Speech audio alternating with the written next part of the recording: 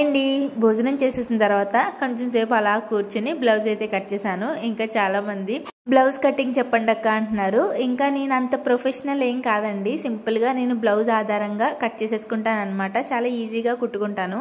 Correct కొలతలతో explain చేస్తూ చెప్పడం రాదు, అందుకనే వీడియో అయితే తీయట్లేదు. నాకన్నా టైలరింగ్ వీడియోస్ ఉంటాయి కదా, అవి చూసి నేర్చుకోవడం బెటర్ అనమాట.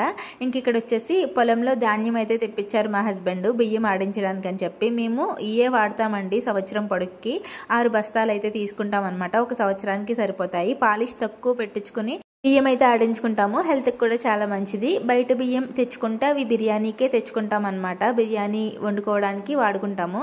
ఈ ఇంట్లో డైలీ యూస్కి మాత్రం ఈ బియ్యమే వాడతాం అనమాట. ఇంకా అలా లోపలికి వచ్చేసి ఈవినింగ్ స్నాక్ ఏదో ఒకటి తినాలి కదా. చలివిడి అయితే ఉంది, చంటిబిడ్డ సారి పంచిపెట్టారనమాట. దాంట్లో చలివిడి ఉంటే చలివిడట్టు అయితే వేశాను. చలివిడట్టు అంటే ఏంటో తెలుసా మీకు? మీరు ఎప్పుడైనా తిన్నారా? కామెంట్ చేయండి. ఇంకా తినేసి పనులు అయితే మొదలు పెట్టాలి.